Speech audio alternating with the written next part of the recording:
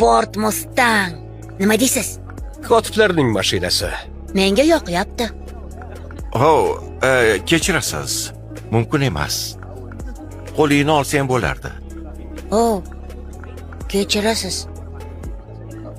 Bu sizning o'g'lingizmi? Xuddi shunday. Unga mashinani iflos qilmaslikni ayta olasizmi? Yo, Peter, hammasi joyida. Sen kimsan? Leo Bibi, Ford kompaniyasi bosh direktorining birinchi o'rinbosari.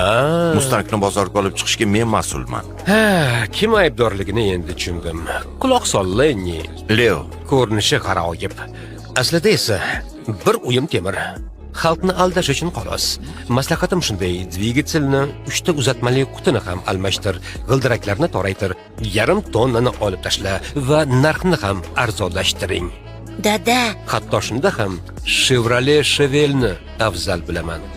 Bu esa o'ta bo'lmag'ur mashina.